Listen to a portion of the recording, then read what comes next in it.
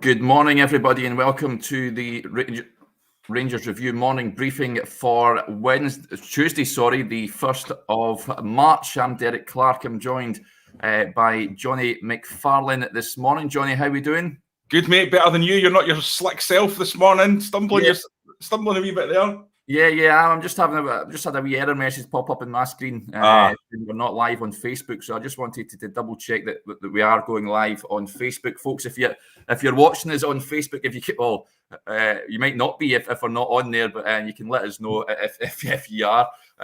Before we look at all the Rangers news, of course, if you've not already done so, if you're watching us on YouTube, if you just hit that subscribe button, you'll never miss a video when we go live. And also, if you want to take advantage of the Rangers Review website, you can take advantage of a fantastic offer we've got on just now, just £1 for 2 months worth of content. Just head over to rangersreview.co.uk/subscribe.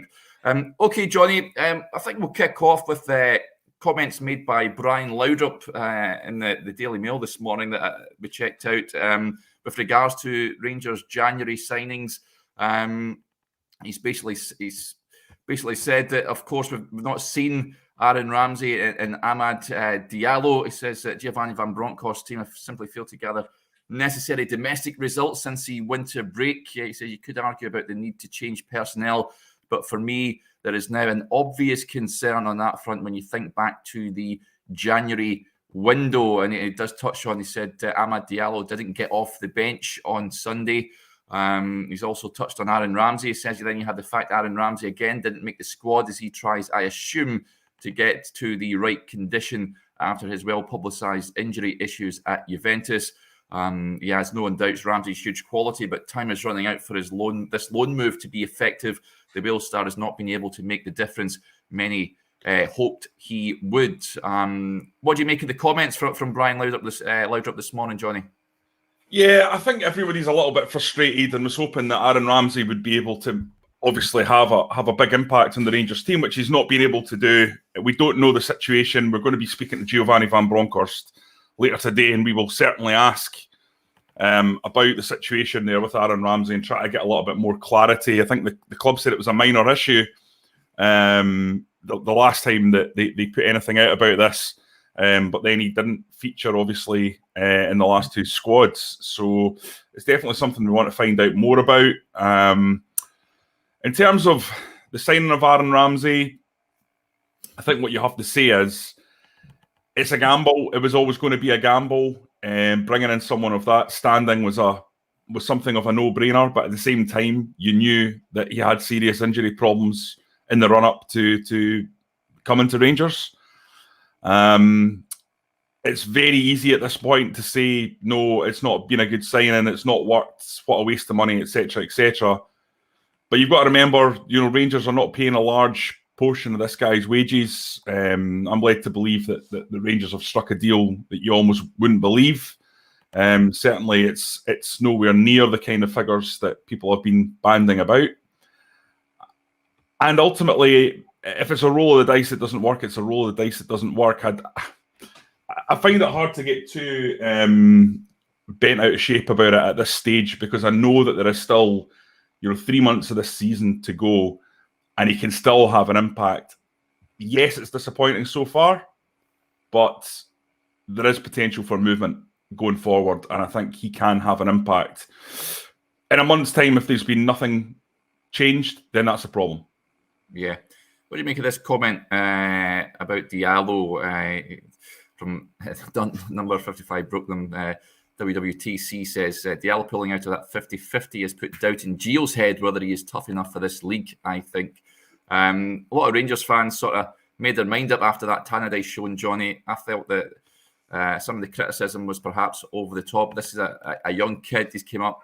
I think the price tag doesn't help. And these development loans don't tend historically to work, unfortunately. He's one, I think, very much that the jury is out. Again, it's another one on paper. I just think we looked at it on paper and thought it made absolute sense. I mean, were we sitting here criticising the signing of Amad Diallo when it happened? I don't think we were. No. Given his background, given the amount that he went for, it seemed like it would make sense. There's always a caveat, yes, he's on loan, and, do these young guys give their all, or do they see it as an opportunity to develop themselves? Do they give their all for the team? And I think most of the time they do give more of an emphasis on their own development. But ultimately, again, with Diallo, there's clearly talent there. I think we've already seen that in the small amount of game time that he's had. But there's question marks for me about his physical profile for a league like Scotland and his appetite for getting involved with the dirty stuff that you have to deal with when you're here. Now, Joshua would be launching into a staunch defence of Diallo. Joshua really feels that people are getting ahead of themselves on this. And he was at Ross County watching him and was very impressed with what he delivered on his first game. So, again, I would sort of urge caution, because things can change very, very quickly in football. And we could find that Amad Diallo could suddenly settle and look like a Rangers player and make a big impact going forward. What we'll be asked to do is make judgments, a month down the line. And, at this point, it's not looking like either of the big name players that came in, because the other two, come on, I don't think that's fair criticism at all. They were clearly brought in to bolster the squad and fill some gaps. But these two sort of bigger names who were, I think, clearly considered as guys who could come in and boost that first 11. So far at this point, it just isn't working. And to say otherwise would be denying reality. But there's still a fair bit of the season left, and they can still have an impact going forwards. And if Aaron Ramsey comes back for the last 6 games and performs brilliantly, and is the difference between winning the title and not winning the title, then it's a completely different complexion on things. But we'll find out. The problem I think you're going to have with Ramsey is, I said 6 games there, and I know there's a lot more games than that left to go. But I think we've already seen Gio's reluctance to just throw Ramsey in and say, right, go and get 90 minutes. In a big game, I think he'll need to be ushered in almost, brought in slowly. So yeah, I just don't see Ramsey getting a lot of game time immediately. So I think it won't be going into the latter stages of the season. Yeah, what about some of these comments coming in? A lot of people saying they would like to see Alex Lowry getting more game time, Johnny. Of course, we've seen him in the cup games, but we've not really seen him in going forward in the league. I thought he impressed. He got man of the match against Stirling Albion, of course, and done well. Would you like to see maybe Alex Lowry given more of an opportunity? I mean, obviously, I want to see young players come through and be given an opportunity. At the moment, I just don't see where Lowry really gets a slot in that team. The competition for places is fierce. You've got a lot of players who were out when he came in the first time who are now back and looking half decent, certainly fit, which is obviously significant. And if I was the manager, would I be putting Alex Lowry in there? I don't think I would. I've got to be honest. As much as I would like to see him and give him an opportunity, obviously he needs to be on the bench. But in terms of a first team place, he's not the first name on my team sheet. Yeah. Some of the other comments coming in with regards to, of course, St Johnstone tomorrow, Johnny. It's not going to be an easy trip up there to McDermott Park, of course. Callum Davidson's men, I know they've had a difficult campaign, but they're going to make it difficult for Rangers.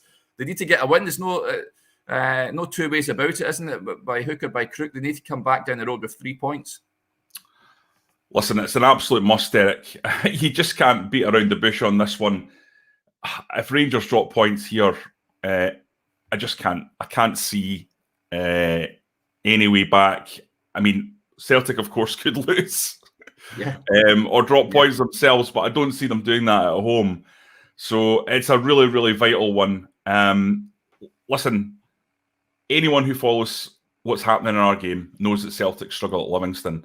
That is a huge game for them on Sunday. They're under big pressure. They are plastic pitch, which they're not particularly used to. A lot of new players in that side who've only played in it once before. Celtic's record there, as I've said, really not good.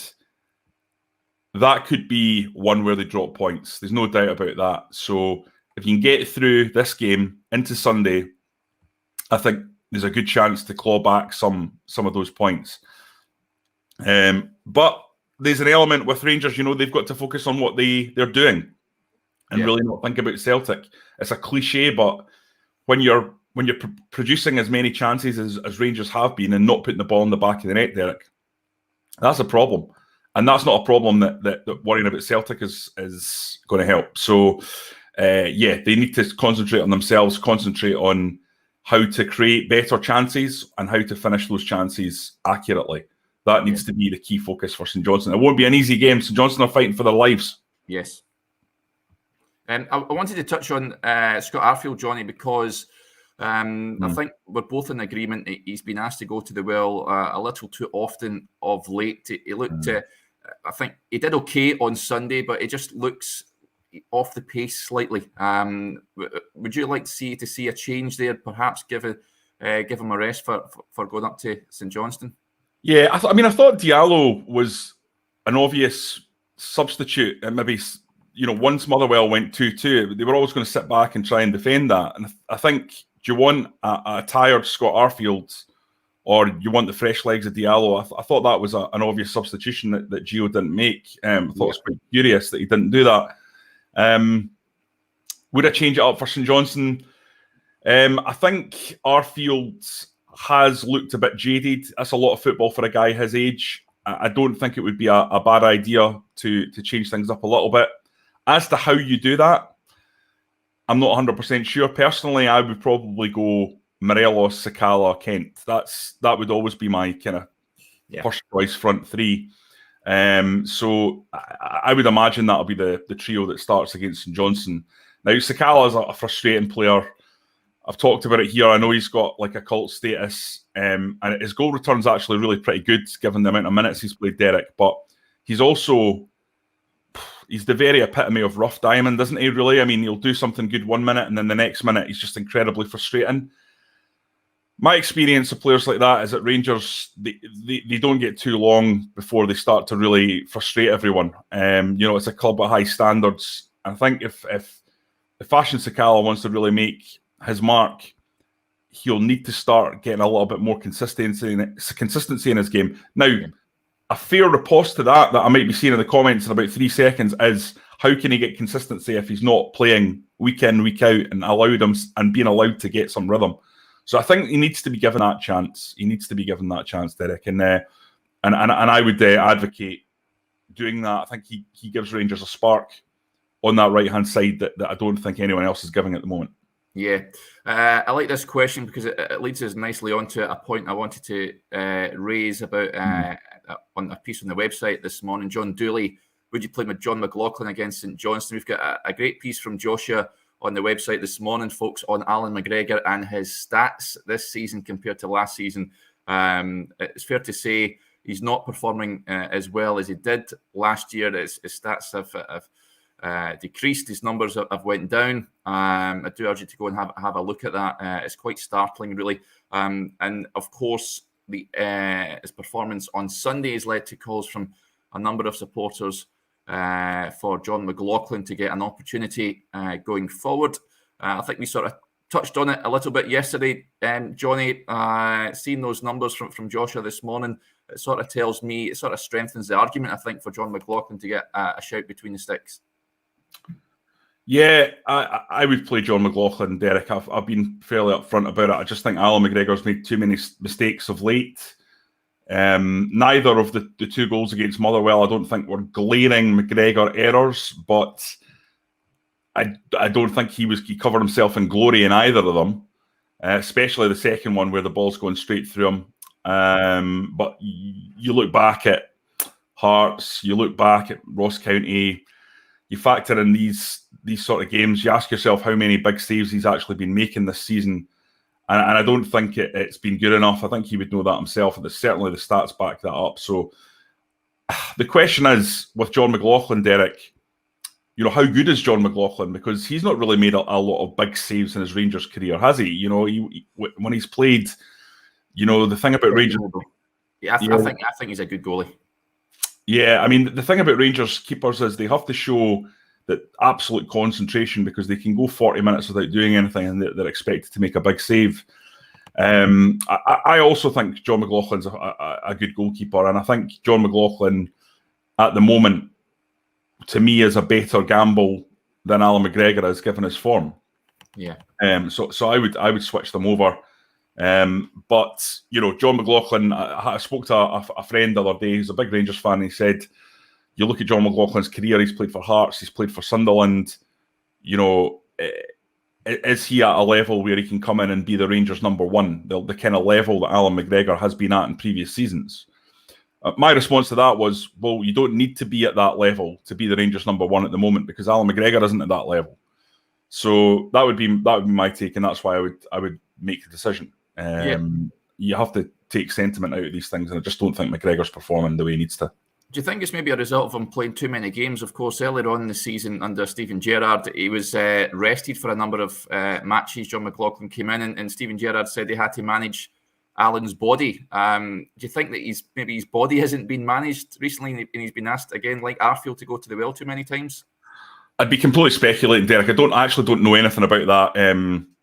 I've not heard anything about it. What I would say is, I'd probably just say Allan McGregor's 40. And I'm 40, so I know like what it's like getting out of the bed every morning. And listen, Allan McGregor's in significantly better shape than I am, but even still, I think to have the kind of speed of movement, the spring in your step, the agility of a 25-year-old is difficult when you're 40.